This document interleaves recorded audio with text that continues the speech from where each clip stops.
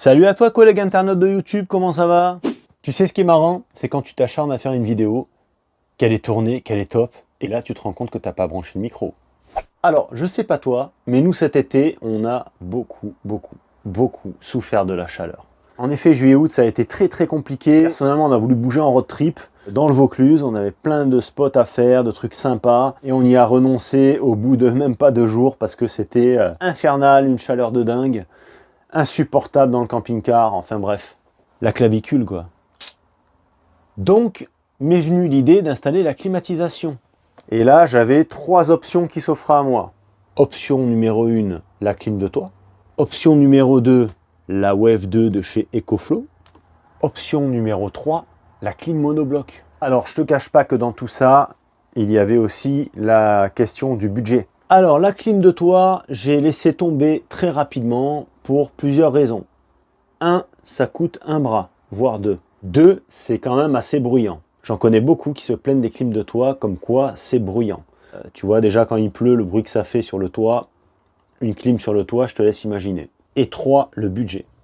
Donc cette option, je l'ai complètement écartée. Pour une 4e raison également, c'est que je ne savais pas où la mettre. C'est-à-dire que si je la mettais au niveau de mon plafond, ma porte de salle de bain n'aurait pas pu s'ouvrir en grand par la suite parce que j'ai très peu d'espace entre la porte et le plafond. Option numéro 2, l'EcoFlow, la Wave 2.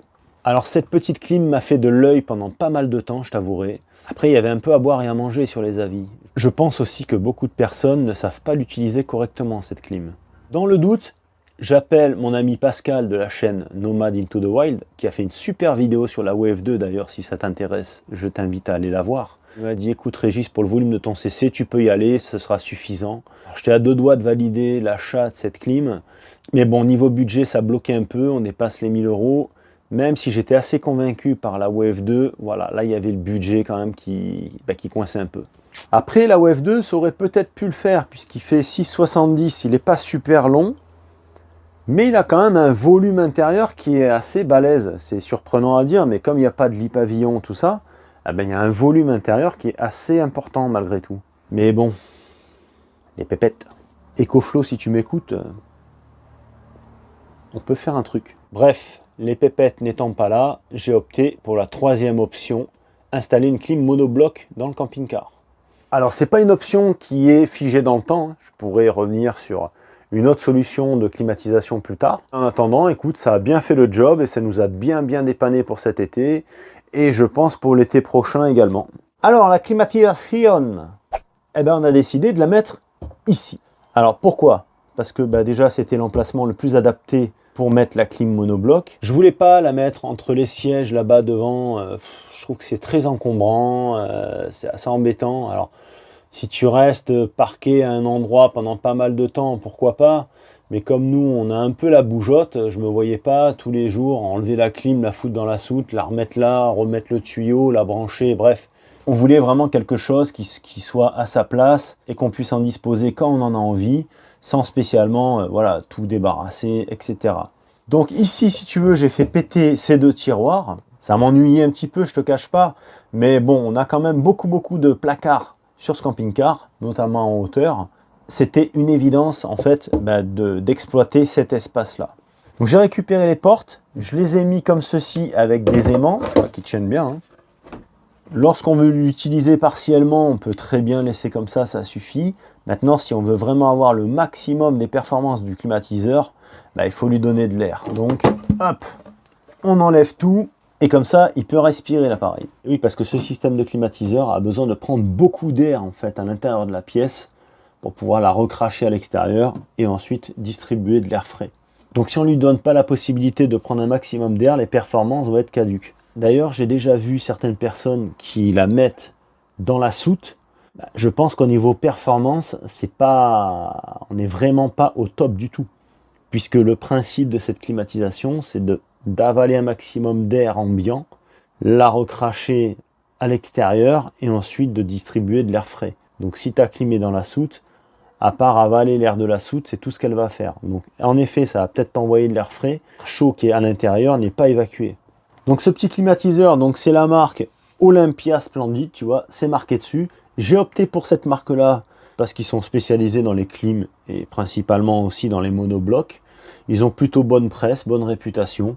Également pour une autre raison, pour son petit volume. Elle fait 35 de large, 35 de profondeur et 70 de haut.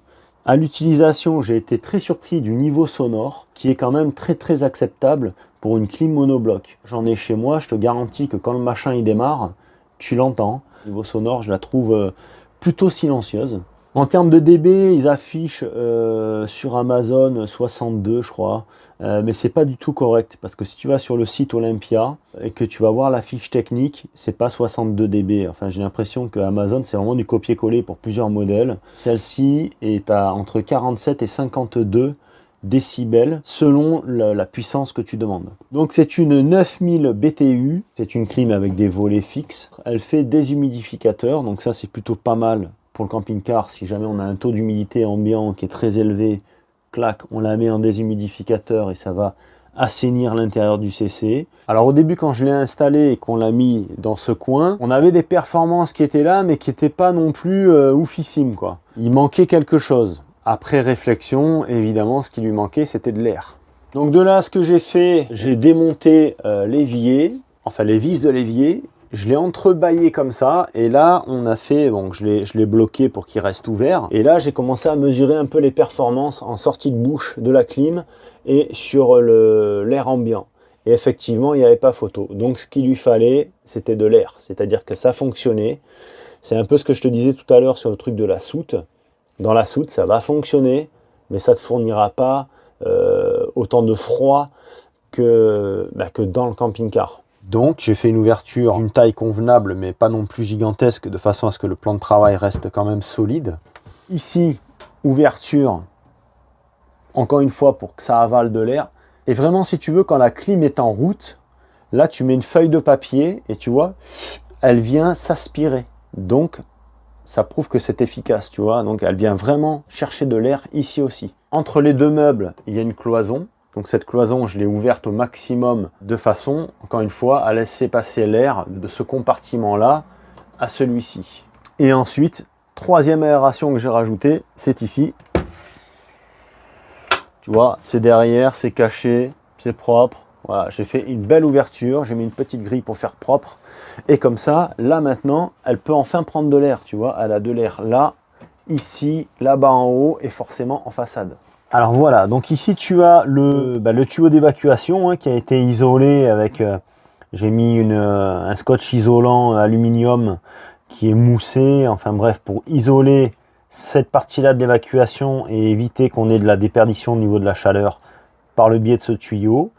Et ensuite, tu as les deux tuyaux d'évacuation des condensats qui partent directement aussi à l'extérieur du véhicule. Tu vois, au moins comme ça, on n'est pas embêté. Et voilà, vue de l'extérieur, tu vois, donc on passe à travers le plancher. Donc on a les deux tuyaux d'évacuation des condensats et la sortie d'air chaud, quoi. Alors en termes de performance, je ne peux pas te dire réellement par rapport à une température extérieure donnée, puisque bon, on l'a installé courant août, donc on en a profité, évidemment. Dès qu'il faisait chaud, bam, on mettait la clim et la différence était flagrante. Maintenant, avec des grosses chaleurs comme on a eu cet été, il va falloir se protéger un maximum. Donc mettre un sopplaire, fermer tes stores, voire même mettre des isolations extérieures sur tes baies. Le gros équille, lui, est une grosse source de chaleur aussi. Alors moi, cet été, j'avais mis un adhésif blanc pour couper l'effet loupe et couper un peu cette entrée de chaleur. Bon, je l'ai viré entre-temps, parce que maintenant qu'on arrive en automne, c'est quand même plus agréable d'avoir beaucoup de clarté. Mais pour l'été prochain, il va falloir que je songe un système pour le équille, là. Faire un système pour protéger au niveau de la chaleur. Et surtout, bien évidemment, allumer la clim le plus tôt possible. Enfin, quand on peut. C'est-à-dire que si tu allumes ta clim à 14 h, alors qu'il a commencé déjà à bien taper et à chauffer, pour pouvoir récupérer et faire la balance au niveau température, pour avoir une température convenable, ça va être beaucoup plus long forcément. Alors, j'ai pas d'appareil pour mesurer les dB. Donc ce que je vais faire, je vais l'allumer, je vais rester à côté, comme ça tu vas voir un petit peu le bruit. Au niveau du vent, donc là je suis en auto, là je la mets au minimum. La température de descente maximale sur elle c'est 17 degrés. Là le groupe a démarré, donc, je ne sais pas si tu l'entends. Bon, je te mets vraiment le micro à l'entrée. Tu vois, c'est pas déconnant quoi. Là par contre, là ça y est, là le froid arrive. Je vais commencer à me peler les miches. Alors donc je vais te donner quelques chiffres. Donc c'est une 9000 BTU, ce que je te dis tout à l'heure. Plus tu as de BTU, au plus tu as de puissance frigorifique. Elle est à 238 €. Moi je crois que je l'ai touché un peu moins parce qu'il y avait une promo. Donc en énergie, elle est classée A avec un gaz écologique, etc. Au niveau du poids, elle fait 29 kg 500. Quasiment 30 kg. C'est le poids d'un monobloc. Hein. Je pense t'avoir donné un petit peu toutes les infos. Voilà, donc tu vois, je lui ai mis un sensor en sortie de bouche. Là, on est tombé à 12 degrés en sortie de bouche. Et ça continue à descendre. Hein. Donc c'est quand même pas mal parce que généralement, les clims, c'est entre 15 et 16 en sortie. Bref, petite climatisation bien efficace pour son prix. Donc si tu es intéressé, je te mets le lien Amazon dans la description de la vidéo. Je te mets aussi le lien de ce petit boîtier si jamais ça t'intéresse. Plutôt pratique, tu vois, tu as les deux sensors. Tu as le sensor 2, le sensor 1 et la température ambiante.